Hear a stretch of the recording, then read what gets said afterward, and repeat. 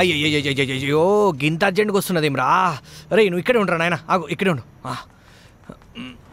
రే ఆనే ఉండు పో.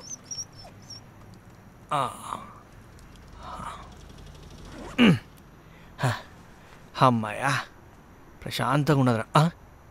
గుండు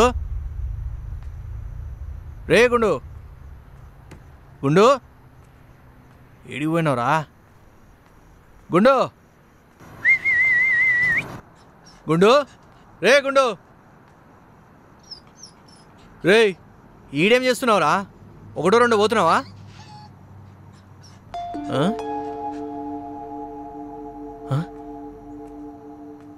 ఈ కుక్క కనువడుట లేదు, పేరు సింబా. ఓ నీకు పేరు లేదనుకున్నాను రా, నీ పేరు సింబా. నువ్వు మిస్సింగ్ కేసు అన్నమాట. మరేంద్రా నువ్వు నా లెక్క అనాదా అంటే ఊ అన్నావు. మళ్ళా మీ వాళ్ళతోటి కొట్లాడొచ్చినావా? తిరిగి ఇంటికి పోతావా? ఫోన్ చేయమంటావా? పోరా ఇంటికి. సరే సరే సర్లే, అర్థమైందిలే నీ గొడవ ఏందో. ఒక్క నిమిషం ఉండు.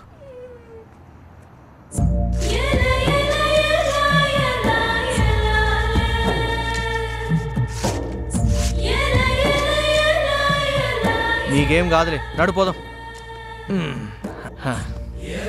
అరే ఈడ కూడా అంటించిర్రా, నడు తీసేద్దామని.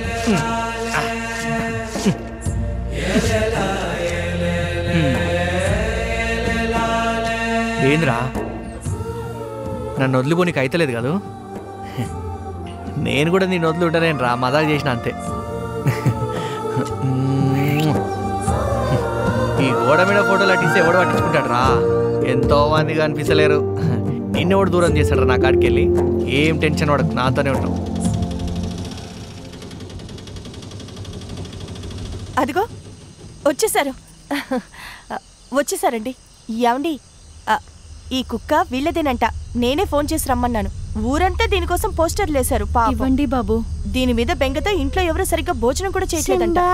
నిన్ను ఎక్కడ వెతికామో. బేటీ సింబా సే బాత్ కర్లే. మేడం దీన్ని నాతాన్ని ఇడిచిపెట్టండి మేడం. నేను దీన్ని మంచిగా చూసుకుంటా.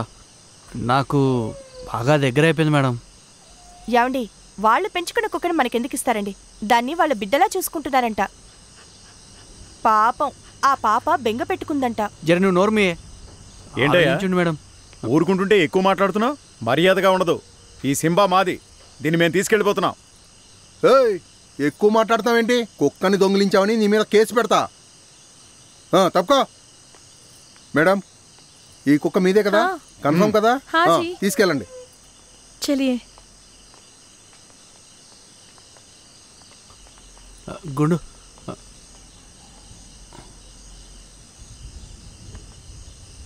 ఏమండి పాయసం చేశాను, తింటారా? నేను ఎత్తి మీద పోసుకో. పోవే లోపలికి. పాయసం చేసినట్ట పాయసం. నాకు గుండు పోతే. గుండు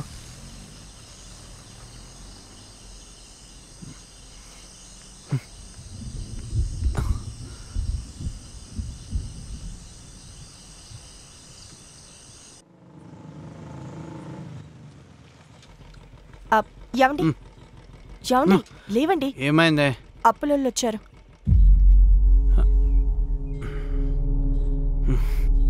ఏమయ్యా ఆటో శంకర్, ఏంటి 3 నెలల నుంచి ఆఫీస్ వైపు రావడం మానేసావు? 2-3 రోజుల తర్వాత నేనే వద్దాం అనుకున్నానా, ఈలోగా మీరే వచ్చారు. రండి. చాలా పెద్దోడు అయిపోయావయ్యా.